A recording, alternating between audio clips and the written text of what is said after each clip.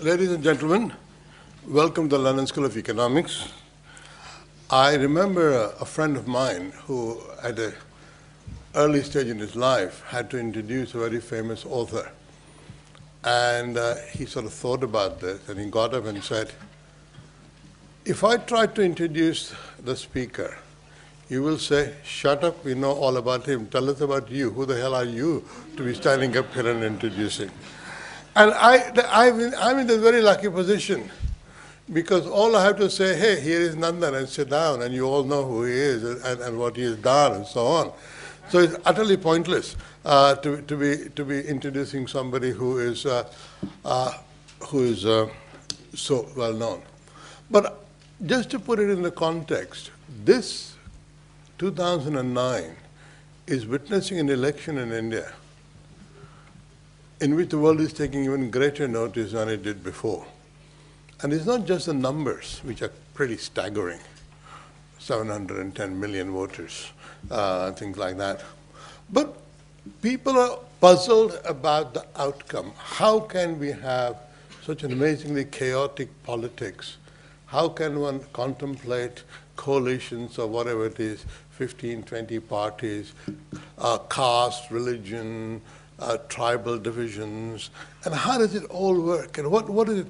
How come India is this amazingly dynamic, successful entrepreneurial economy with lovely, shiny IT centers, especially the Infosys campus in Bangalore, and this totally messy politics?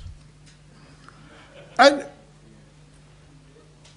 I've often been asked, is this just a correlation, or is there a causation? I mean, is one the cause of another, or what is it? And I think one of the nicest things in the last few years has been, in India, the emergence of an amazingly talented, globally competitive, well-known class of business people. And after, as Nandan says, after decades of treating business with contempt, sheerly out of ignorance of economics and of history, but I won't go into that, at last India has been able to take advantage of the enormous talent it has. And Nandan's book is also remarkable because normally businessmen are not supposed to write books about how to improve the country. That's the task of politicians. Especially people who can recycle their fathers' and grandfathers' ideas. And so I think it's an absolutely thrilling moment to be able to introduce Nandan and his book, in Imagining India, Ideas for the New Century.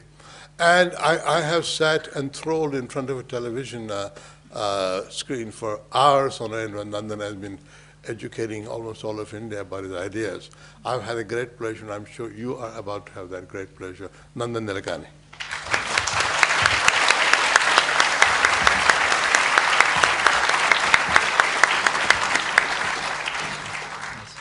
Thank you very much, Meghdad, and it's really a great pleasure and honor to be here at the LSE to speak on my book, and I'm thankful to all of you for coming here. I'll spend the next 35 to 40 minutes talking about my book and why I wrote this book and so forth. For the last several years, my job at Infosys has been to work, to be on the global arena, to meet people and talk about India, talk about Infosys. And invariably, I used to be asked a lot of questions. They would ask me, why is it that you have so many billionaires now on the Forbes billionaire list? At the same time, you have the world's largest population of poor people. Why is it that you have such a beautiful campus in Infosys and such large slums? Why is it, on the one hand, you have this sophisticated IT outsourcing industry and so many children who have no education? Why is it that you seem to live in the 17th century and the 21st century at the same time? And these were questions that I really was not in a position to answer. So I would mumble something and try to sort of pass on to something else, but people would always come back to this very persistent question. And then finally I said, let me figure out why it is the way it is. And so in some sense, this book is a voyage of discovery for me as to why India is the way it is. Now, there are many books on India. There are books written by historians about Indian history, by economists about Indian economy, by sociologists about India's caste. But I felt that to true justice to India, one had to really cut across all these things. And I had the privilege of being an ignorant amateur, and therefore didn't really have to worry about my academic reputation. So I had the choice of cutting across all these issues, and I also had a pretty good Rolodex, which I had collected over the last 10 years, so I could call up anyone on the planet and say, can you help me understand these things? So I managed to interview about 126 people from around the world, including people like Nick Stern and others here. And I basically assembled this book from those conversations, because from each of those conversations with specialists of different kinds, I began to understand different facets of what was happening in India. Also, when you write a book on India, you can write about events which end up becoming a historical perspective. You can write about individuals and how they've impacted society, and that ends up becoming biographies. I said, let me look at India through the prism of ideas. Because I felt that's really the right way to look at India, because when you have a vast, rambunctious democracy, which is very argumentative, which doesn't accept distilled wisdom, which argues on every point, it's only when an idea changes and takes root and changes the thinking of a large number of people that things begin to happen. In other words, it's only when ideas get embedded, matured, rooted, that change happens. And therefore, I felt looking at India through the frame of ideas was probably the best way to look at India. The other reason I chose the frame of ideas was that ideas gave me a chance to explore the past, because I could give you the history of how the idea evolved in the Indian mind. It gave a way to explain the present, and it also gave me an opportunity to extrapolate into the future and say how would the future look if we change the way we think about different things. And therefore, it gave me a framework to look at the past, the current, and the future. And when I looked at all these big ideas that were changing India, I found, because I'm an engineer and engineers spend their time looking at patterns of behavior, I found a pattern in these ideas. I found, for example, that there's some ideas that are responsible for India being where it is today. The reason why the country has become so much more vibrant, where there's so much more action, there's so much more innovation happening. And that the reason for that I could trace to very specific ideas that have changed in the Indian mind in the last 60 to 70 years. And I call these the ideas that have arrived, that have made India to do what it is. And then I found a second set of ideas where there was no disagreement about those things, in the sense that people, the elite, political parties of all persuasions believed in those second set of ideas, except they just couldn't get it done. And I call these the ideas that we need to implement. And then I found there were a third class of ideas where there was huge argument, where there was ideological disputes, where there were stalemates, and nothing was moving because everything was stuck in this huge argument. And I call these the ideas in contest, or the ideas that we argue about. And then I found that there are many ideas which have not been given enough thought or enough strategic thinking, but those ideas are equally important as India looks at its future. And therefore, perhaps it may be worthwhile to actually speculate on these ideas which have not really matured or germinated in the Indian mind, but which could be thought about as things that we should think about as we move forward. And I call these the ideas that we need to anticipate. And therefore, essentially, it's looking at all the ideas of India, but looking at them in terms of which ones have already arrived, which ones have been agreed but not implemented, which ones we argue about, and which ones we need to anticipate. Now, what are these ideas which have arrived? What is that? What are those ideas? And to understand the full import of the impact of these ideas, we have to understand what's happening in India versus what was happening in India 40 years back. In the 1960s, India was an economy that was growing at 3.5% a year. This 3.5% a year rate of growth was popularly called as the Hindu rate of growth. It was believed, it was ordained by God that India can only grow at 3.5%. It can't grow lower, it can't grow faster. It was very much its destiny. And when India's population was growing at 3.5%, India's economy was growing at 3.5%, its population was growing at 2% in the 1960s.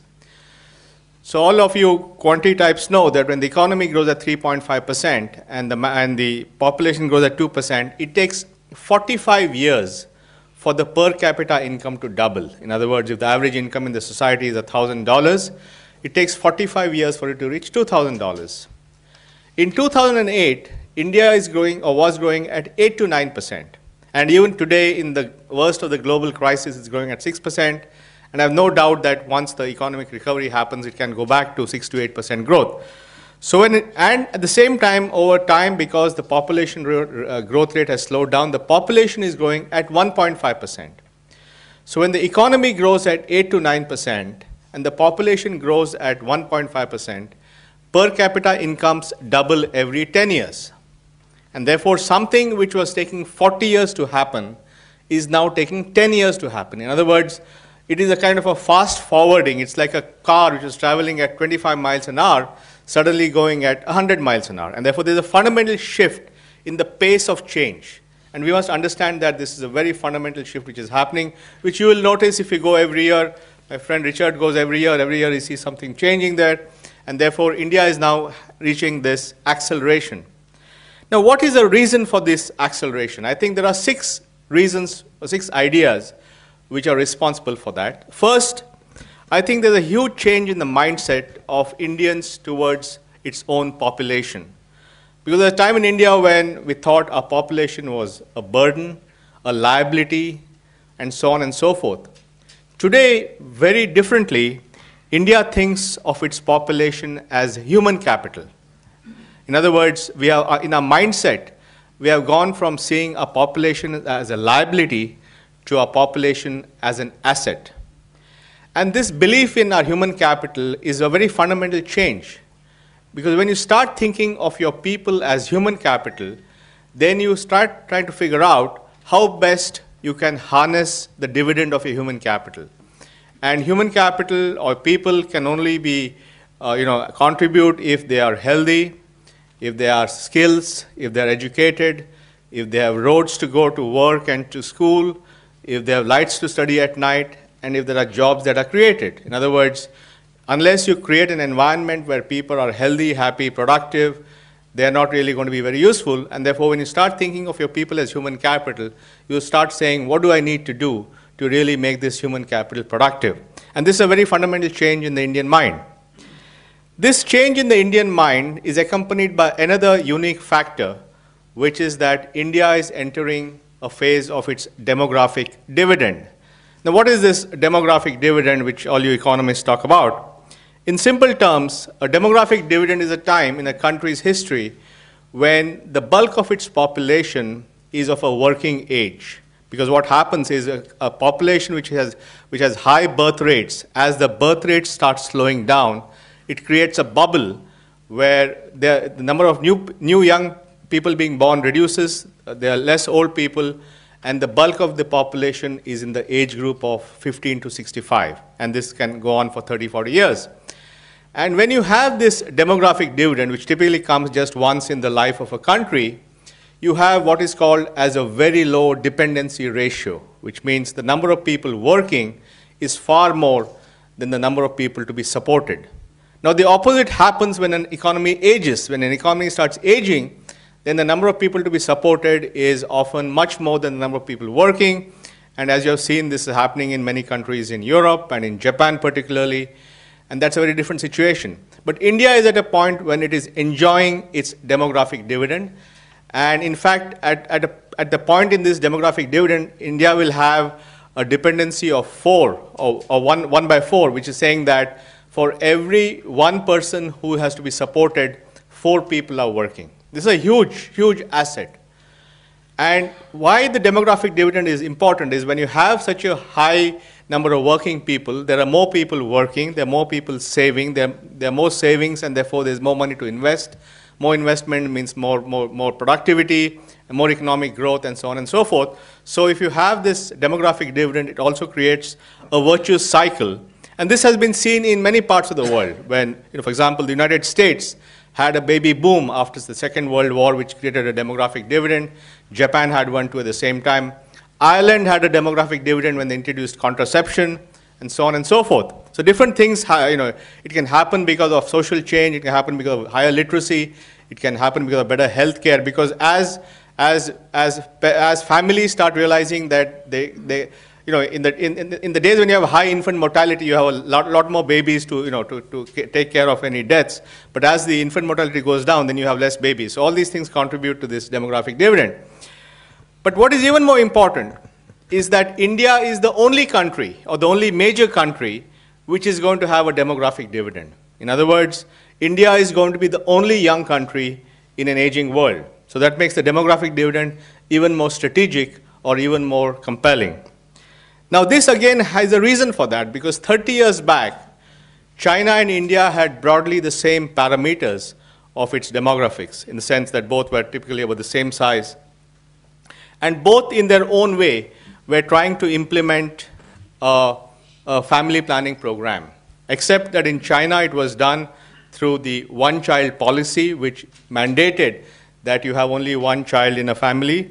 In India, it was done in our usual inept manner, and it wasn't very successful.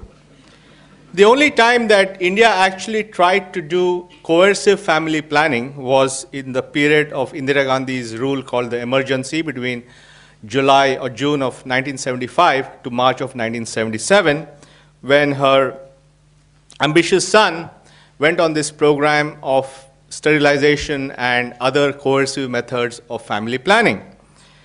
Unfortunately, when there was an election in March of 1977, that government lost very badly. And therefore, Indian politicians came to a very quick conclusion that family planning is political suicide. And they went to the extent of even renaming the Department of Family Planning to the Department of Family Welfare. As a result, India after that has never had any occasion to really do coercive planning. Now, what happened was, when the Chinese implemented the one-child policy, they were essentially able to, by a massive feat of social engineering, accelerate their demographic dividend, because you had a very steep fall. And in the last 30 years, or right now up to maybe 2015, China enjoys its demographic dividend. But China's demographic dividend is coming to an end. And India's demographic dividend is beginning, because India's birth rate dropped for a more gradual, in a more organic way, as literacy went up, as health improved, as families went to cities, and so on and so forth. So though the two countries were the same in terms of the population curves 30 years back, we have a unique situation where China is almost fully expensing its demographic dividend, and by 2015 it is going to start aging. But India is going to now enjoy its demographic dividend in the next 30 years. In fact, China will have 400 million old people, because the same dynamic which brought rapid reduction in birth rates also will cause rapid aging and other challenges of pensions and so forth. So fundamentally, India is in a unique position. It is having a demographic dividend. It is the only country having it, and therefore it's really a special time. But a demographic dividend, as I explained earlier, is only as good as the investment you make in your people. Because if you invest in them, if you have health and education and all this good stuff, you have this young, dynamic, aspirational population which can contribute to the economy. On the other hand, if you have a demographic dividend and people are not educated, or they don't have the skills to work, if there are no jobs, then the same demographic dividend can go the other way, because you'll have this huge young population whose aspirations have been unleashed by television, by the internet, by Twitter, all this stuff, and they have nowhere to go. And therefore, if you unleash these aspirations and you're not able to fulfill them, and if you thwart them, then the same young people who were full of this gusto will now turn disgruntled, resentful, violent, and divisive. And therefore, a demographic dividend, if it is not used appropriately, can become a demographic disaster. And that's the challenge that India has. It has structurally, not because somebody planned it, but largely due to serendipity, it has a unique position where it's the only young country in an aging world, is the only country having a demographic dividend. If it cashes in on the demographic dividend, it has many, many years of successful prosperity. But if it doesn't do its thing right, it can go the other way. And that's the choice that we have at this moment. So the first big idea is really the fact that Indians have started seeing their population as human capital, as a positive thing. The second big thing, I believe, is the change in the Indian mind towards the Indian entrepreneur. And India has had a very contentious relationship with its entrepreneurs, partly because people saw after India got its independence, partly the overall influence of socialistic thought, and partly because we got independence from an empire which was earlier a company, and therefore there was a lot of negativity about business, and only now that has changed, and therefore society has changed and has gone from being suspicious about entrepreneurs to becoming much more appreciative of entrepreneurs. At the same time, the Indian entrepreneur has also changed. I call that phenomenon as from Bombay Plan to Bombay Club to Bombay House. Now, what do I mean by that?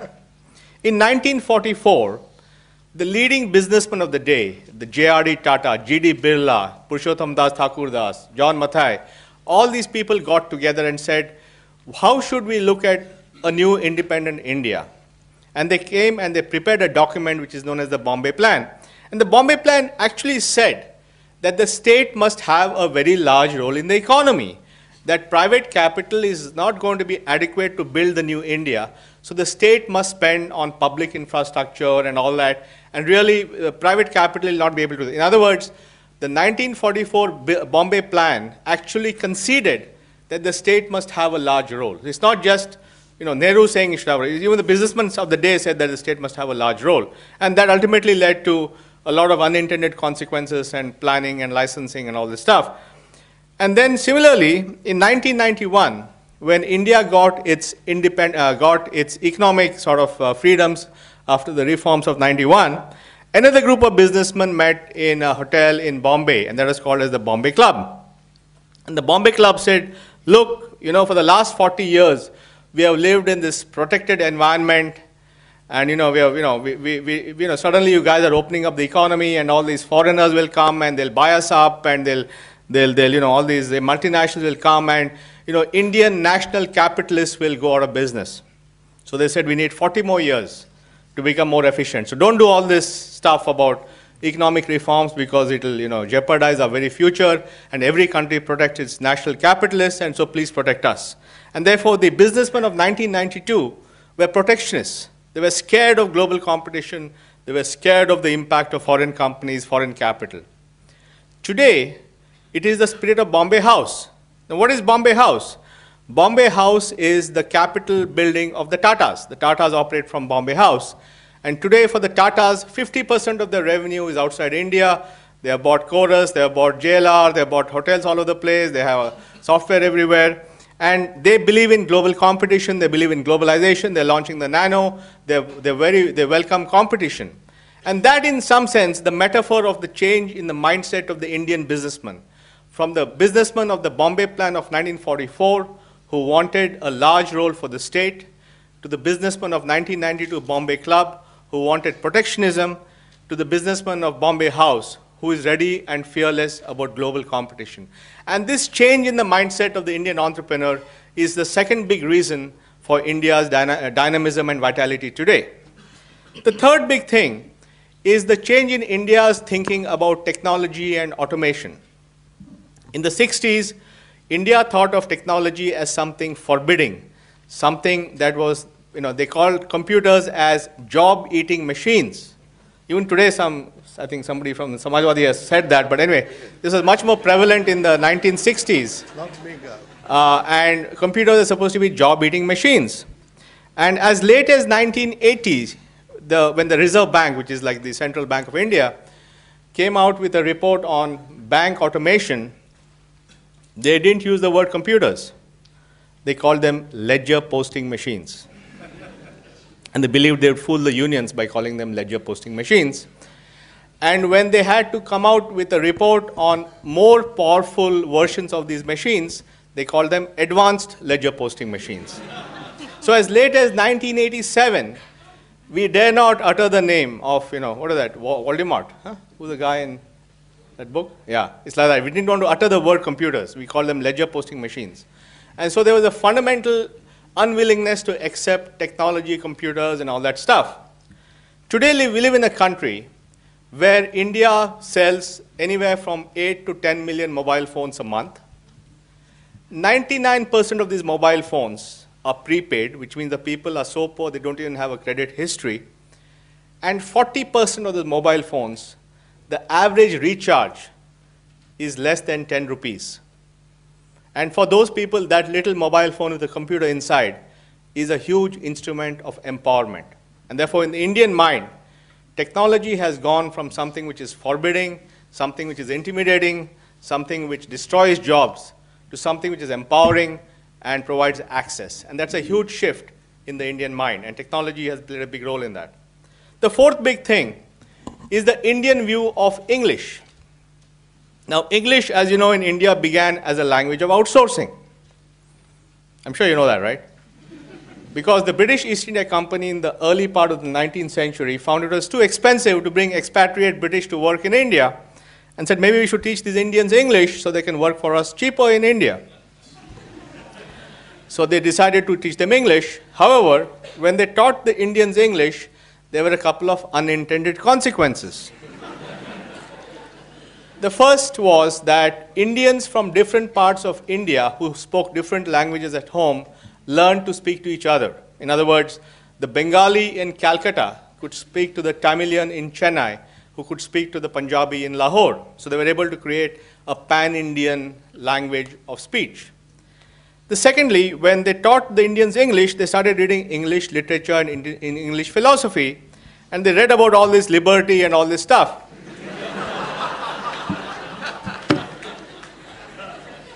So they said, you know, you guys are writing all this stuff about liberty and fraternity and all this. Why can't we have the same? And therefore, it created the basis, the genesis for Indian, the political parties like the Congress, which fought for Indian independence. So English had these unintended consequences, except that when we came to 1947, they said, look, here is a new independent country, and we are, removing the yokes of imperialism. How can we use their language? It sounds ridiculous that we should be using their language because it's like keeping them back. And therefore, we had many national languages, and Hindi was supposed to be the official linked language all around. There was only one problem, that Indians spoke hundreds of languages, and there are a lot of these guys who didn't know Hindi, especially the Tamilians from Chennai, who said, we can't make this Hindi the national language because then we'll lose out because we don't know how to speak this stuff. So they agreed on a deal where they said they'll keep Hindi for 15 more years, from 1950 to 1965, temporary deal, accommodation. In 65, we'll do all this Hindi stuff. But 65 came along and the Tamilians had still not learned English. Hindi, I mean. They had not learned Hindi. And therefore, this time they became violent. They started burning themselves. And there were a lot of self-immolations in Madras in the mid-60s. And actually, the DMK won the first election in Tamil Nadu in 1967, which is the first time that a non-Congress party won an election in the South, well, not the first, in Tamil Nadu, on an anti-Hindi platform. And again, it became so messy and so violent and so much of this self-immolation and all that, they said, okay, forget it, we'll keep Hindi and English. So, both stayed. And English officially became a national linked language, and they came out with some convoluted three-language formula and all that to keep it going. And then outsourcing again became interesting. Please, whoever has got the mobile, please switch off or go.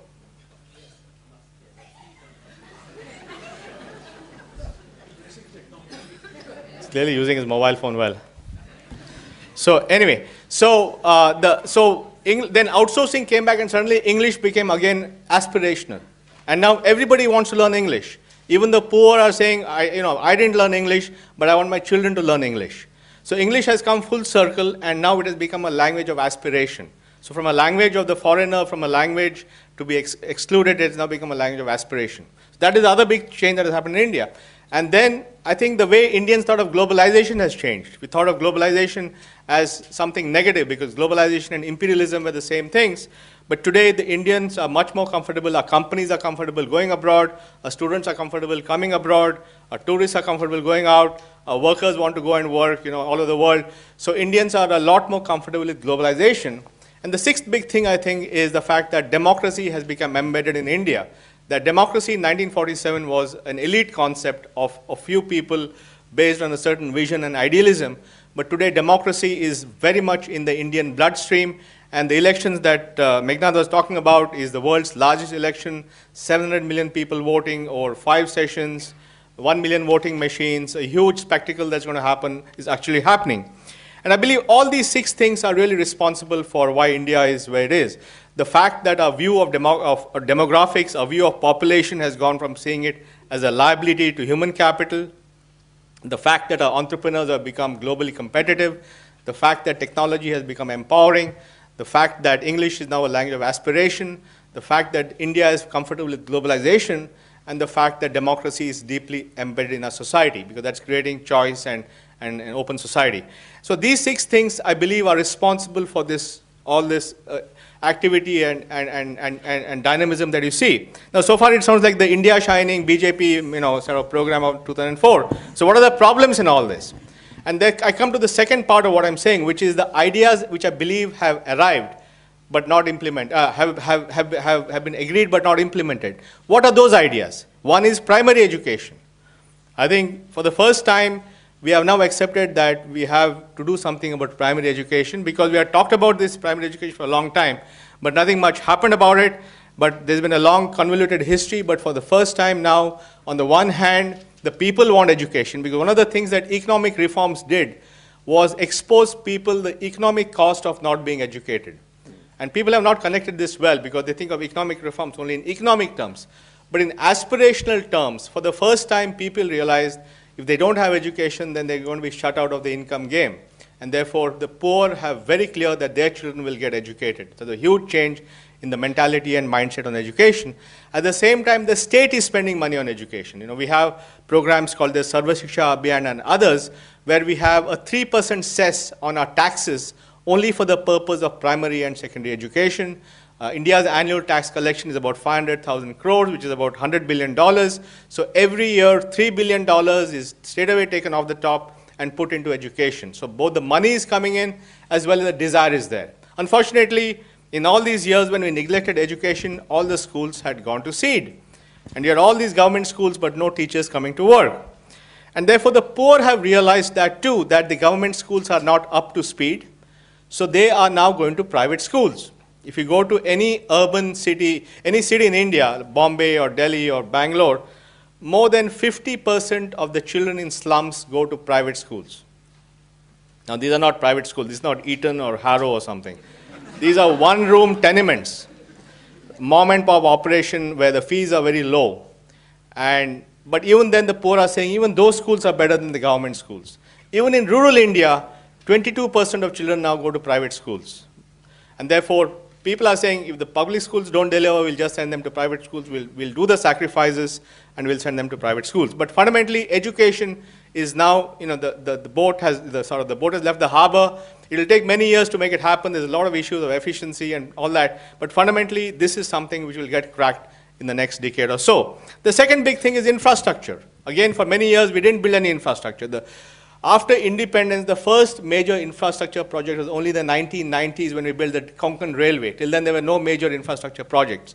And now infrastructure has become very, very compelling. Everybody wants infrastructure. It is reflected in our political slogans. In the 1970s, our political slogan was Roti, Kapda, Makan, food, clothing, and shelter. Today's political slogan is Bijli, Sadak, Pani, water, power, and roads. It shows how in the minds of our political system, how infrastructure has now become very important.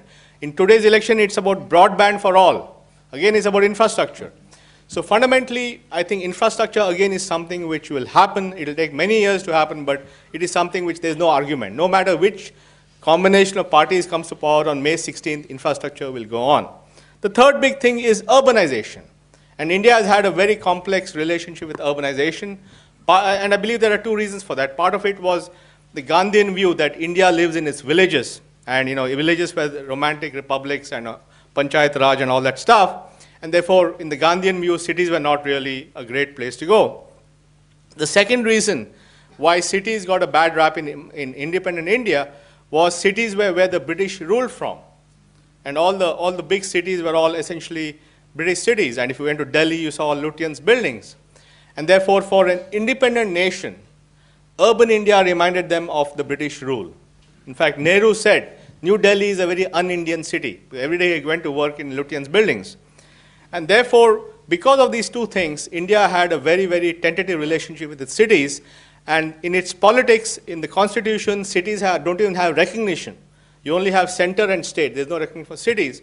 And therefore, over time, cities became fugitive, cities became marginalized, they lost political power, they lost financial power, and they lost capacity to run cities. And therefore, cities went down the tube.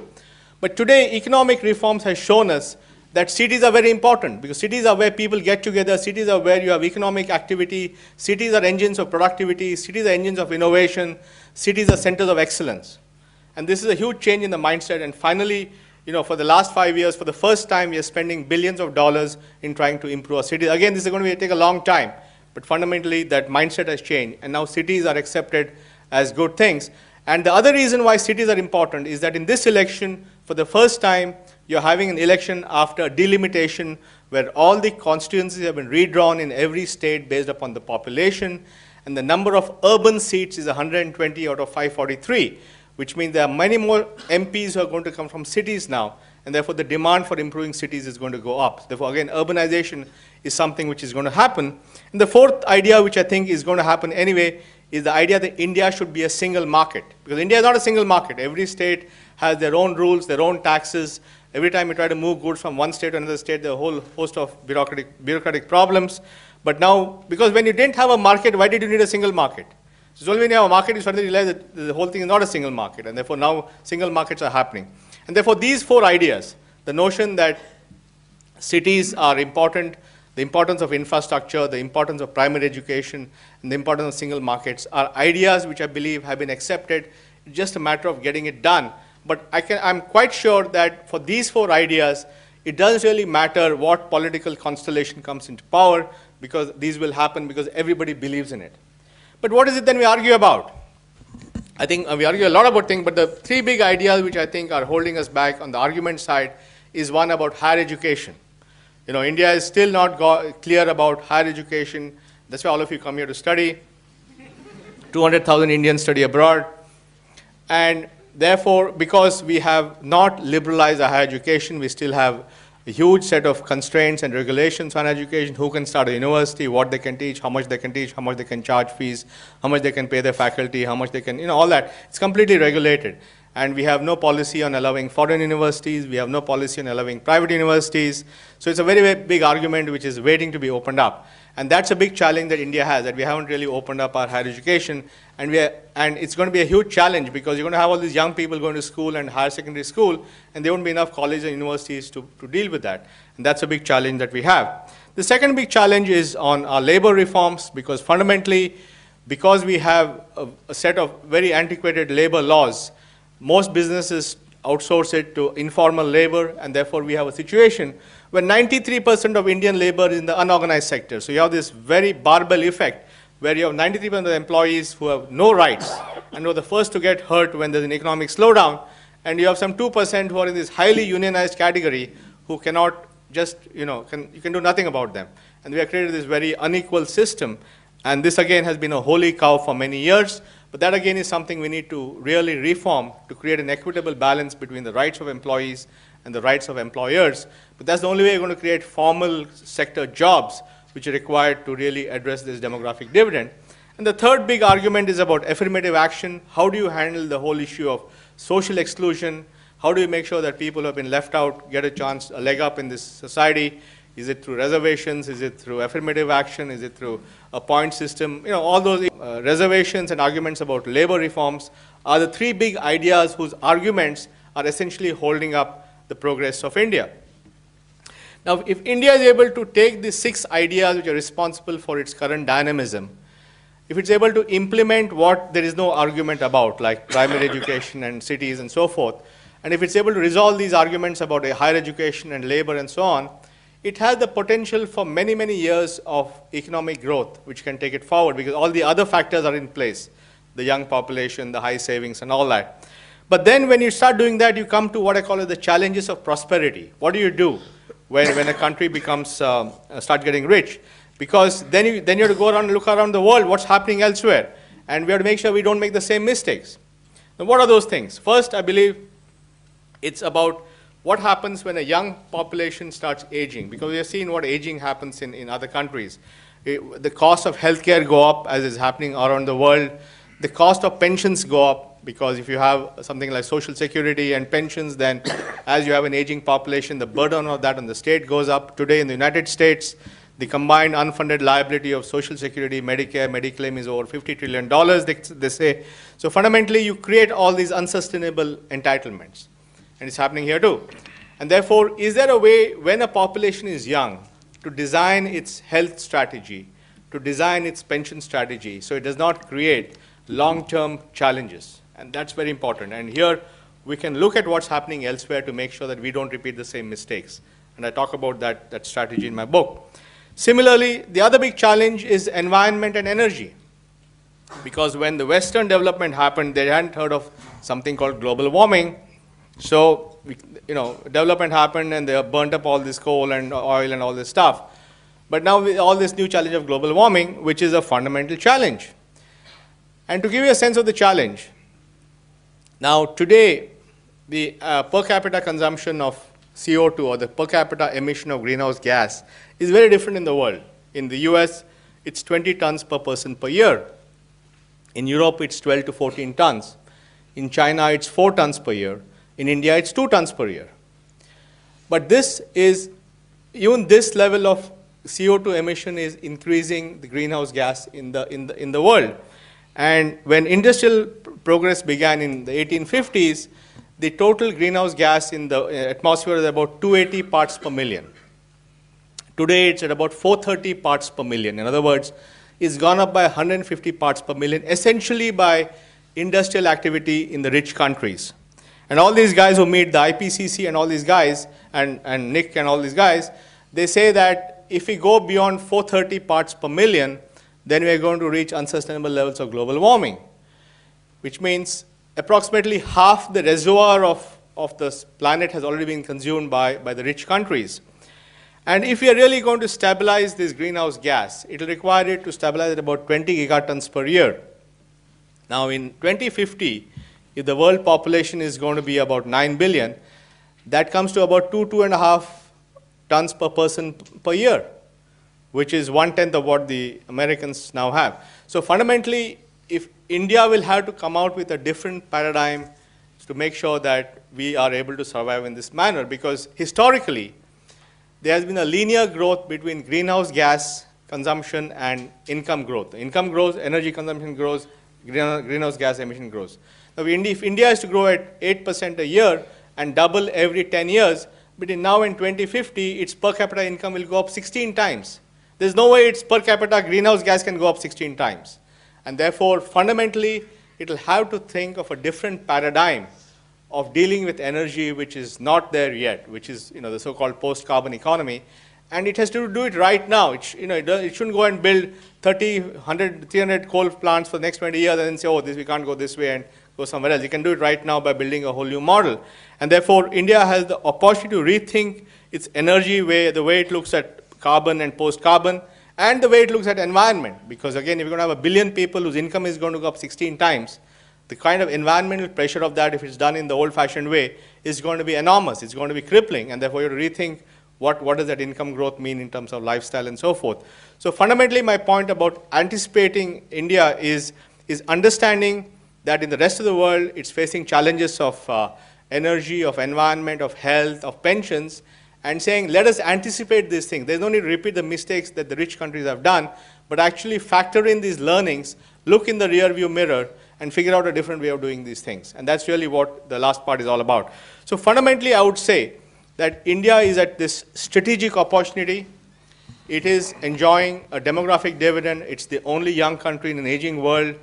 It has the potential to leverage that to create a prosperous country which addresses the challenge of poverty and population. Or if it doesn't do the right things, it could go further into this whole maelstrom of divisiveness, and the choice that India has to make so that it can really be the country for the 21st century. Thank you very much.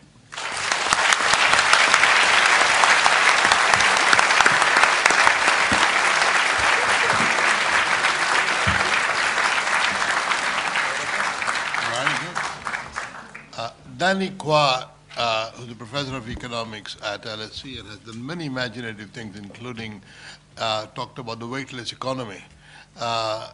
and many other good ideas. He's going to be the discussant. Danny. Thank you, Magnan, and thank you, Nandan, for a wonderful lecture and presentation. This is an exciting book that Nandan has presented to us. In his lecture this evening, he has gone through it in 3 parts. He has told us about the past, why India since 1991 has broken away from the Hindu rate of growth. He's given us the 6 critical ideas that has allowed that to happen. He's then talked about the present, what the potential problems and holdups are that might derail further progress. And then he's taken us to a view of the future.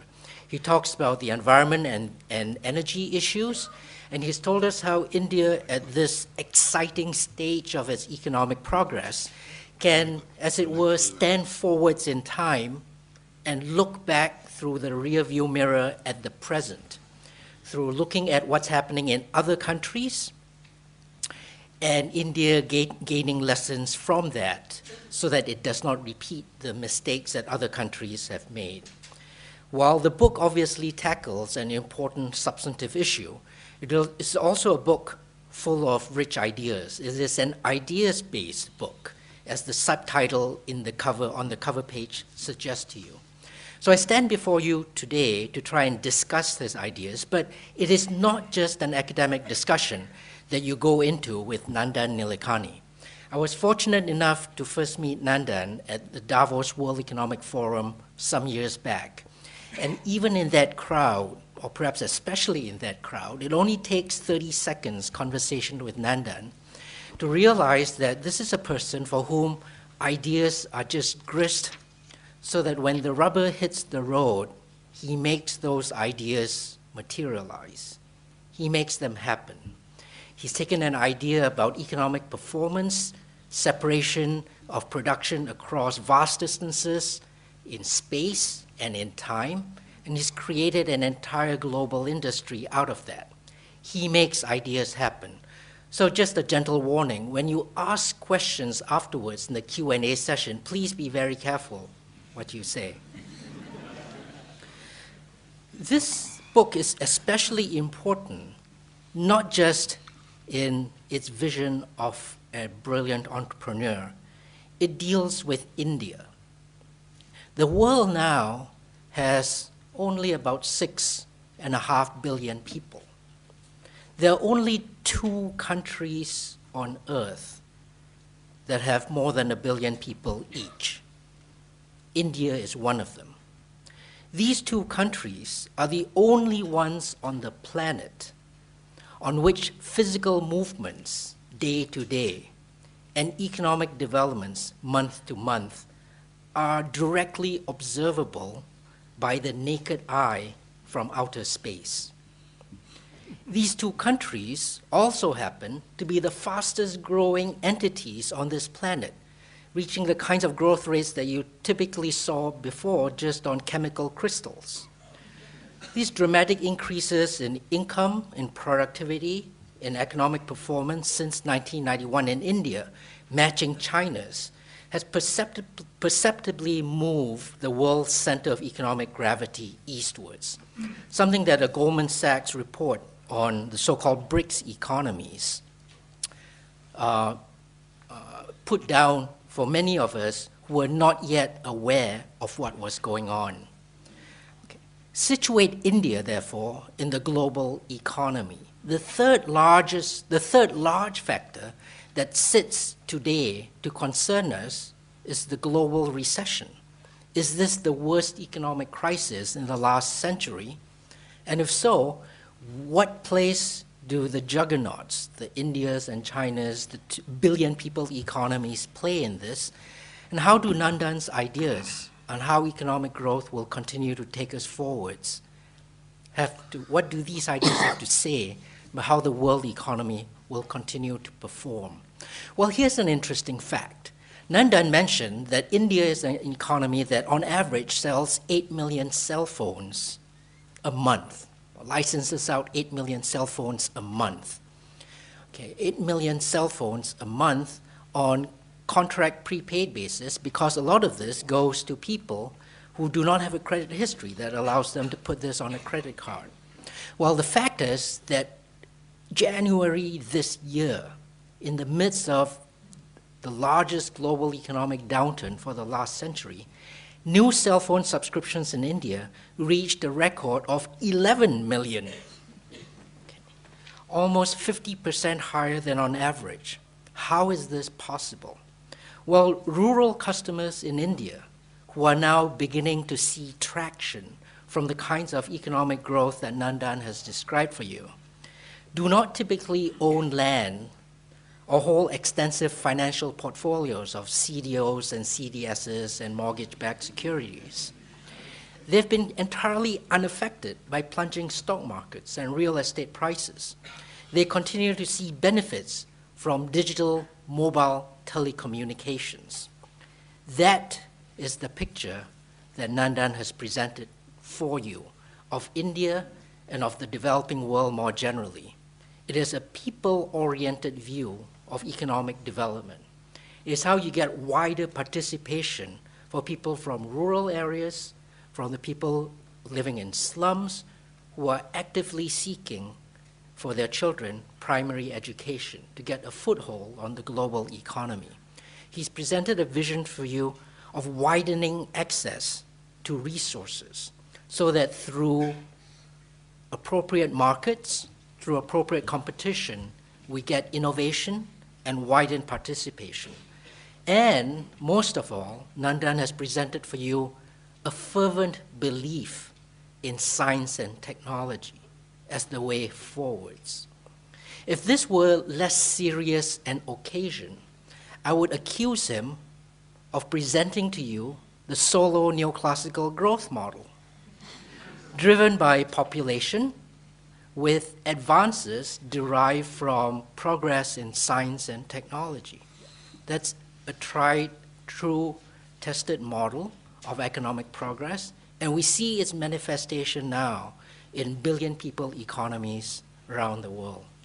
So Nandan, thank you very much for that.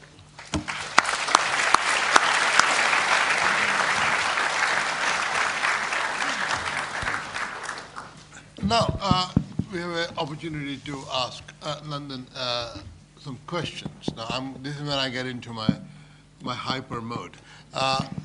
First of all, we shall use the House of Lords tradition that everything has to begin with, does the speaker agree or not agree that?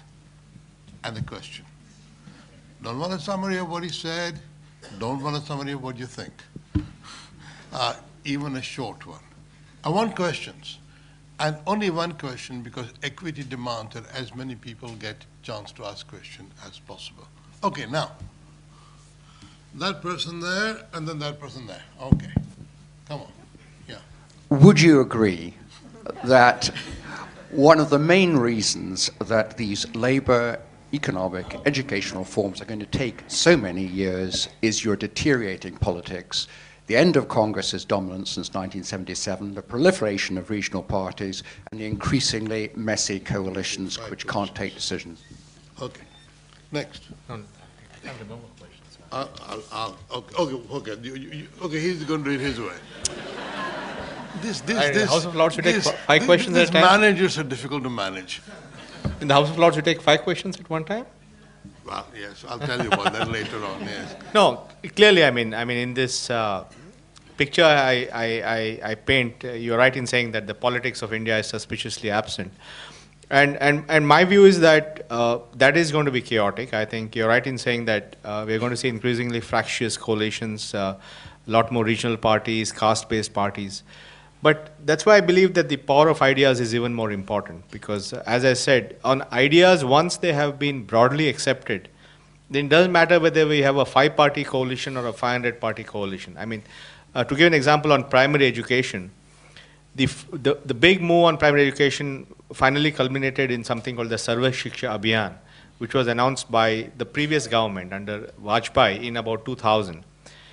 And when the new government of the UPA came in 2004, they didn't abandon that. They actually strengthened that by putting a tax for that and gave it more money.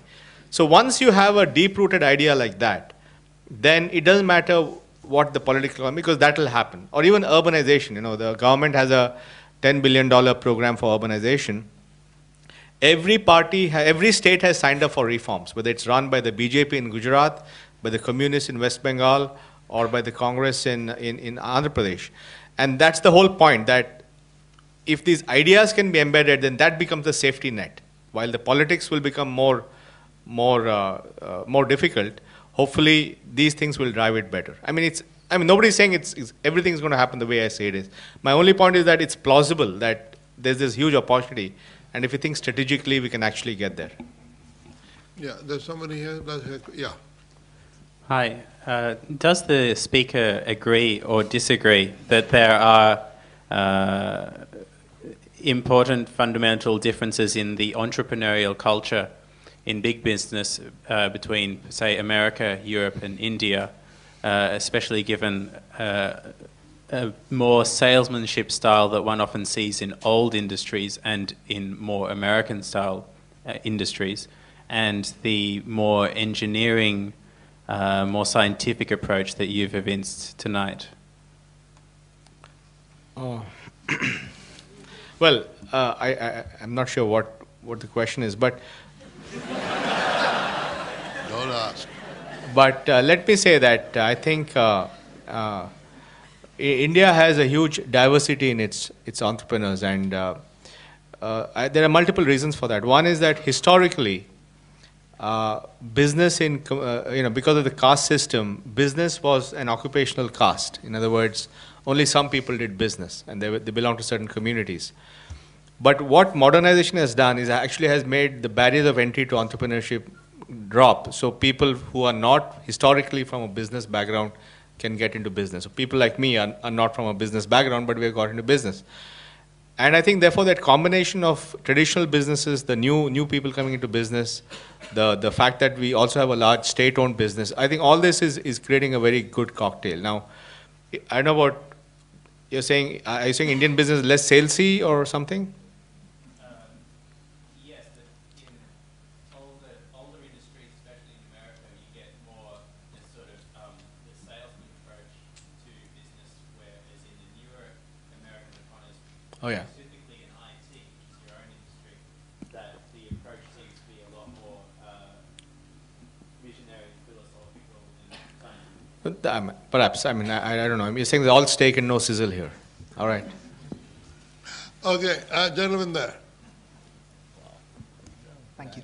Does the speaker agree that that it might be too late by the time our political institutions come to age to reap our demographic and other positive points, which might be for the next 30 or 40 years? And may it be time to leapfrog in our political arena as well? Well, I think you're right in saying there's a window of time, and that window of time we could run out of time in that window, because the demographic dividend is not going to wait for anyone. I mean, that's going to happen. And what actually makes the demographic dividend even more scary is that when you actually unpeel the Indian demographic dividend, there are two curves. There's one curve in the south and west of India, and there's one in central India. And the bulk of the demographic dividend is in the second region, because already the populations in the south and the west have started to hit replacement levels of fertility. Today, for example, if you look at the birth rate in Kerala, it's like a West European country. And essentially the south and the west of India is going to start aging now. And if you look at the births in the next 25 years, only 12% of the births will be in South India. 50% will be in 6 or 7 states. Uttar Pradesh, Bihar, Chhattisgarh, Jharkhand, Orissa, and Rajasthan and Madhya Pradesh. So, and that's where also the political challenges are the most, because of so it is definitely it's a race against time, because on the one hand, you need for the politics to improve, you need a larger, more enlightened, more development-focused middle class to change politics. But if that doesn't happen in time, then the politics will be bad. So I agree with you that there is a race against time, but it's important for us to understand that there's this race against time and hopefully mobilize people to focus on these issues. Okay, gentleman there at the top, yeah. No, right here, yeah. does the speaker agree that there's been a fundamental shift in attitude in terms of looking at India as just a business process outsourcing hub to a knowledge process outsourcing hub? No, no, I think, I don't think it was ever seen as a business process outsourcing hub, because actually the IT and knowledge work out of India precedes the BPO business. I mean, the IT business in India began in the 1960s, and the BPO business began in the 1990s. So it's actually the 30-year history of that. So I think there's no question, if you look at the composition of revenues, you're talking about, India today does about $50 billion of global IT and IT services. The bulk of that is knowledge activities, it's technology, it's high-end technology transformation. So actually, it's very much now a knowledge-based export business. Okay, I'm surprised women are not asking questions. Well, that one, this gentleman there, yeah. I mean, Hi, Nandan. Do you agree that students sitting here, Indian students and other Indians sitting here, the most important thing they need to do to ensure that India progresses, probably using your ideas, is to go back and engage seriously in politics, probably contest elections? What do you make of people doing that in this election? No, I think certainly the more well-educated and well-meaning people come into politics, I think that's good news. And in fact, one of the things you will notice in this election is a remarkable number of people from non-traditional political backgrounds. So contesting in my own city of Bangalore South, Captain Gopinath, who's actually an airline entrepreneur, is standing for election. In Shashi Tharoor is standing in Trivandrum. There's the CEO of a bank who's standing in Bombay, Meera Sanyal, and there's Malika Sarabhai standing, who's a dancer standing in, and so on. The many cases. So clearly, now it's not clear to me how many of them will actually, win. But I think this trend will continue, and it'll take many years. And I think we must recognize that, I think in Western democracies, it also took them hundreds of years to reach a full stage of democracy. In India, it'll take time. So while I don't say everybody should go back and join politics, I think they may have to pay off the loans and all. I don't know what the challenges there are. much more money to be made in politics. No, they're not. He's going for something different. Certainly, I think in the next 10, 15 years, I do hope more people will be there. The lady there, yeah, right. No, on this side, yeah. With regards to your ideas on corruption, where would you place? Can you hear? Yeah. With regards to your ideas on corruption, where would you place it in your categories? Ideas that have been accepted but not implemented, or as in challenges? And also, what are your ideas on this? See, I think I didn't want to promote corruption as an idea. So I didn't. It's too late for that. I didn't have a chapter on that, but I think certainly it's a very pernicious and debilitating part of India, and I think it is something which will take time, because part of it is because of lack of good public services. So you have to do something. You have to pay money to get public services. Part of that has to do with resource allocation. Part of that has to do with lack of jobs. So I think there are a number of issues, and it will take time to really get effectively sorted out. But ultimately it will happen because there will be more and more people who will want a fair system, and they will demand that fair system. And the only stable equilibrium is a fair system. So that's how it's going to happen. And it's going to take time. It's not going to happen in a hurry. Okay, the gentleman here.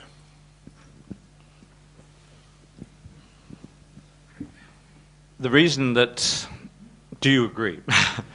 The reason I consume 20 tons as an American is because I grew up following a very simplistic economic system of growth for its own sake, the consumer model of the fast car, the house, the loan, etc.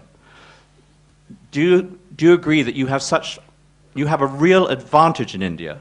The capital that you have is an intellectual capital, a spiritual capital. The Bhagavad Gita, the Buddha, the Gandhi, etc. Can you not take the lead and teach us something so that we look for more than just consumer goods and screw the environment and all goes to hell? Just stay poor, man. Just stay poor, No, I think certainly, I see that India has an opportunity to actually define what that thing is, but How much of it is spiritual, I don't know that. But fundamentally, I mean, there's no choice. As I said, if you're going to have 9 billion people on the planet, if you want to reach a steady state of 20 gigatons per year, you can't live this stuff. You can't do it the way we're doing it now. So, and India has a chance to do that because it doesn't have the infrastructure. It hasn't built the legacy. You know, it hasn't spent the money in creating $1 trillion old economy infrastructure. So I think there's a chance, and plus, of course, about what is a better life? I mean, that question has to be answered. So I think definitely that's part of what India can do in the next 40, 50 years, which is why I think it's not just about following that model of development. It's about rethinking the whole thing from ab initio and trying to figure out what this new model of capitalism should be. The lady there in black, yeah. Hi. I just wanted to ask you, 60% of India's population is still in rural India, and they don't have the same kind of opportunities that a person in the city would have. Now, what can an Indian homegrown company, such as an Infosys or a TCS, do to ensure that even rural India benefits from globalization and, is not left behind facing the financial crisis? So what can you do to ensure that even now, even in this state, rural India is not left behind? Because if they are left behind, India will probably be left behind. No, I think there's no simple answer to that. I think part of it is obviously improving rural farm productivity so there's more income in the hands of farmers. Part of it is taking surplus people out of the rural economy and getting them jobs in industrial economy in cities. Part of it is better supply chain so that you're able to reduce wastage of agricultural product so that there's more money for the consumer, there's more money for the farmer, and at the same time lower prices for the consumer. I mean, there's no one quick fix to that. My question was, what can the IT industry? I think it's happening. For example, if you look at financial inclusion today, financial inclusion, every bank is trying to increase its penetration. Today, there are only about 200 million bank accounts, so most people are outside the formal financial system. But technology is now making it possible to have, with low transaction cost and with broadband connectivity and wireless, is able to offer accounts, banking accounts to people who could never have it earlier. So every one of us is now working with the banks to launch products, including using offline biometric cards, which allow you to extend banking services to the poor. Microfinance today, which is happening, a lot of that is technology based. There's a lot of work happening in health diagnostics, which allows you to have relatively lower skilled people providing high quality medical diagnostics over a network. So there are umpteen number of things that are happening with technology right now on an experimental basis. In some cases, they're actually getting rolled out in a big way. Okay, the gentleman there in black. Are you speaker now? Sorry? So do you agree that, I was just flipping on the pages, it says notes from an accidental entrepreneur, and, even Mr. Murthy started off with Patni Computers initially.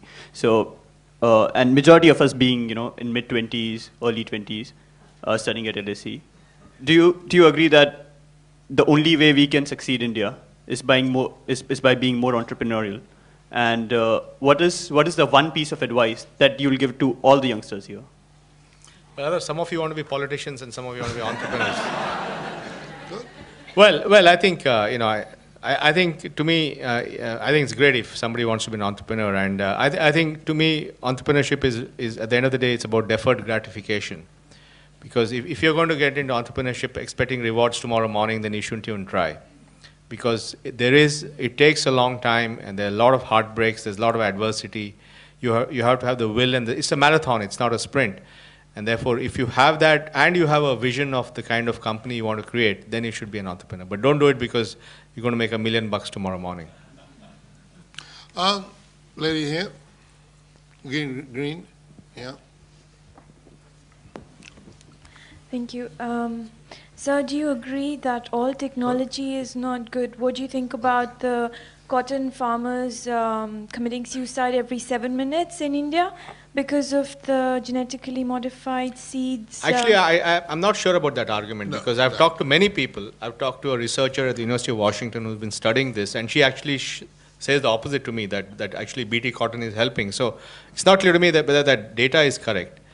But I agree with you in general that we have to be very careful about the role of technology, and the same technology which allows us to do IT can also be abused on privacy matters and so on. So every technology has a good and a bad side to it. So we have to be very careful. But on balance, if you look at the large problems that India has, if we want to bring transformation to 1 billion people in a matter of a few years, you can't do it without some step function. You can't do it the old way.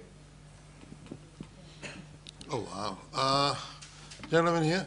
Oh, sorry, sorry, the lady that had her hand for a long time. Yeah, please. Hello. You refer to reservation in your talk.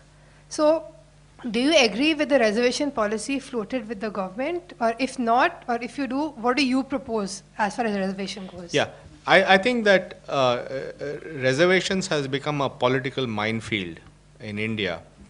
And a lot of it stems from not addressing some structural issues. Because let's take the IITs. Okay, 400,000 children appear for the IIT entrance exam for 4,000 seats.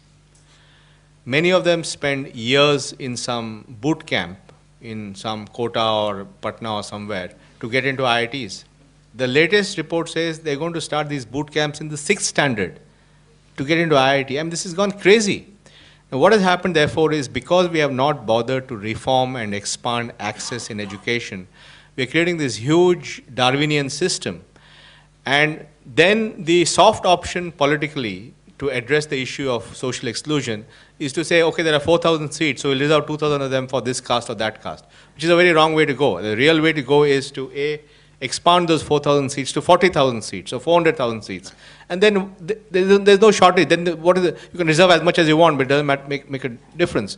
So I think because of the shortcuts we have chosen, it's been a very pernicious system. So I believe the real thing is to expand capacity dramatically, allow private universities, allow foreign universities, let anybody do that subject to quality and all that, and provide a whole host of affirmative action programs so that people from socially excluded backgrounds get a chance to have an education.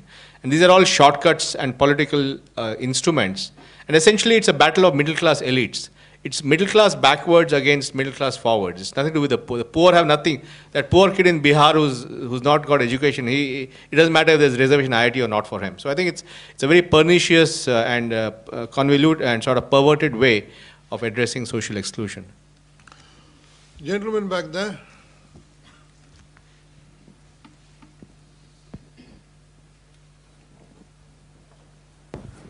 I think the only thing I found difficult to sort of resolve after having read the book is this vision you propose of a new paradigm. I mean, I'm struggling to think that, Gandhi had one approach, Nehru had a diametrically opposed approach. Perhaps Vallabhbhai Patel sat in the middle. We are where we are now. But what is the new paradigm? I guess that's the one weakness I'm struggling with in what is otherwise an excellent and a fantastic book. Well, I think, I didn't want to be too prescriptive in saying this is the new paradigm, because I think my purpose in this book is to get people to start thinking and understand that there's this strategic opportunity that India has, and then hopefully evolve solutions from that. But I think one thing is very clear, that we have to address the challenge of our population and poverty. I think that, and build a less inequitable society. That's very clear. At the same time, when we talk about the challenge of environment and energy and all that, it'll have to be a different way of addressing that. It's not about going and buying more things. So I think that paradigm, which I don't know what it is, but it'll have to come somewhere in this. That is, we address the challenge of poverty and population and give people a better quality of life. At the same time, you do it in a way that you don't have the impacts, negative impacts of that on the economy and the ecology. And somewhere in that is a space. Now, I didn't want to be the guy saying this is it, but I think this is really to provoke people to think about this in a more strategic manner. Sure. Okay. Gentlemen here. Are you all getting very good exercise? By having your hand, so I'm not discouraging you. How long do you think it will be in India before all children have education, i.e. compulsory education, from primary school right up to 15 or 16, let alone being trained beyond that? But, What is your estimate, please? Well, I think, I mean, this is a gut feel, but I think we'll have 90% literacy by 2020. Because it will happen not necessarily because of a law was passed. It will happen because people have figured out that this is important. And parents today, the poor, are willing to sacrifice a significant part of their current income to put their children in private schools because they feel the public schools are not functioning. Or the public schools will improve as the money spent delivers more results. But in that whole chaos, I think you will see, as it is, enrollments have gone up. At the same time, quality of outcomes has not gone up. So, but at least the kids are now coming into school. The next step is to improve the outcomes. I think in the next 10, 12 years, you'll see significant improvements in literacy.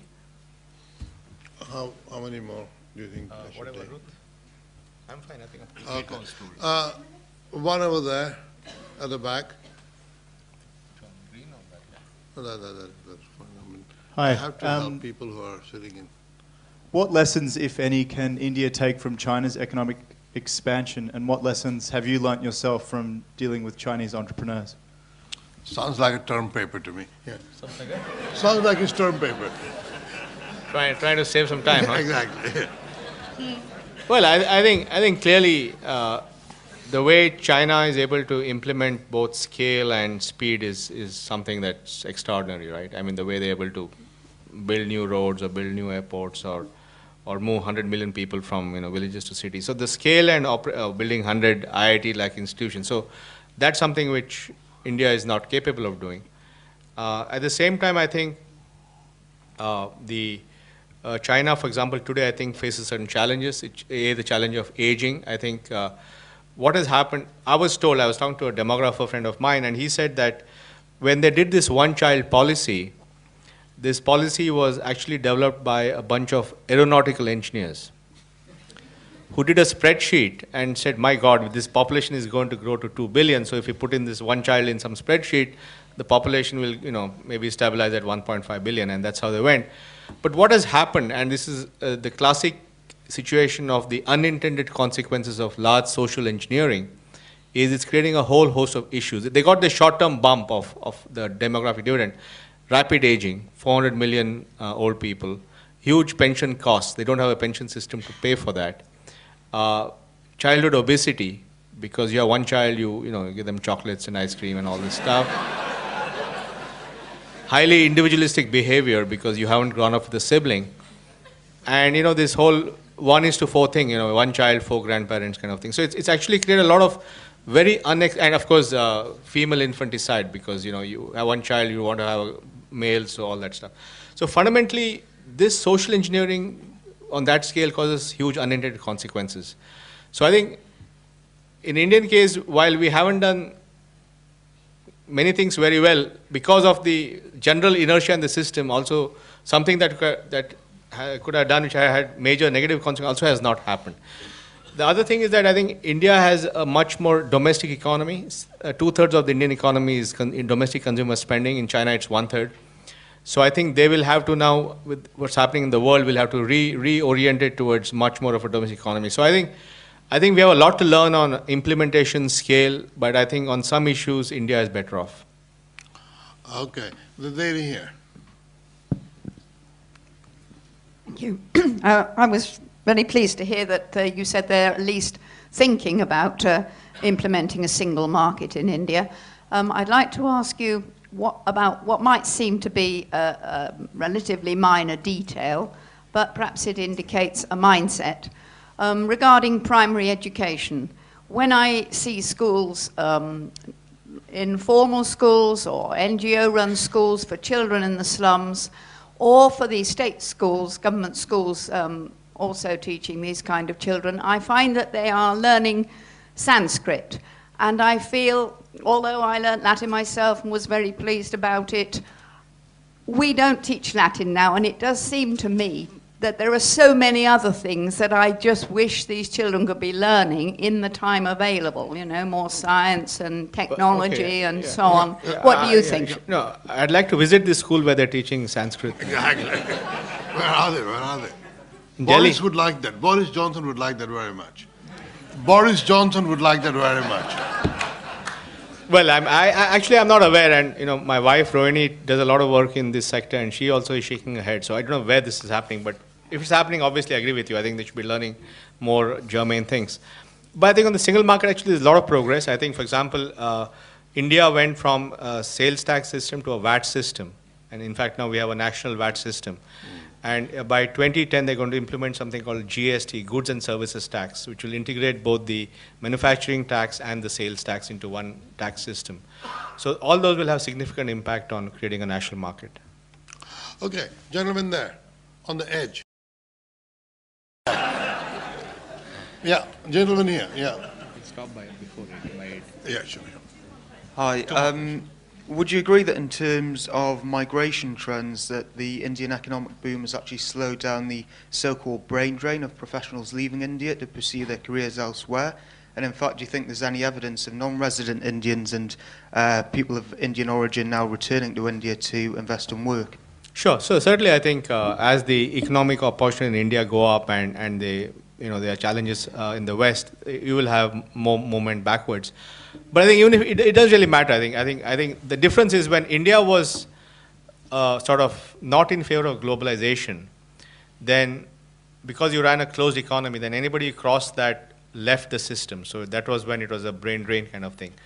But when India becomes pro-globalization, then everywhere in the world, it doesn't matter where the person is, and therefore it becomes brain gain. For example, already if you look at remittances, India is the #1 country for remittances by Indians from outside into India. It's about $30 billion a year. So, you know, Indians can contribute wherever they are to the economy in terms of money, in terms of intellectual capital, in terms of brand building, in terms of entrepreneurship. So it's all okay. They can be wherever they want. Okay, lady here in the middle. Yeah. How boring.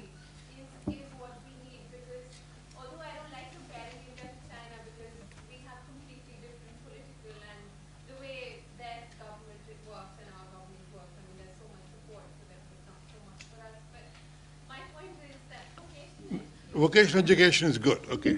Is it good? No, That's I the mean, point, yeah. obviously, I mean, it's a big thing, so. Okay, thank you. No, he agrees with you. Now, I'm going to have to bring this thing to a close because Nandan has been amazingly patient and he has now been answering questions for half an hour and he has answered lots of questions, great patience. I have to tell you that if you want his book signed, you buy the books outside and you come in here, form an orderly queue, and then he'll sign it. All that remains for me to say that it's been a great feast of ideas. Thank you very much. Thank you. Both Thank you. for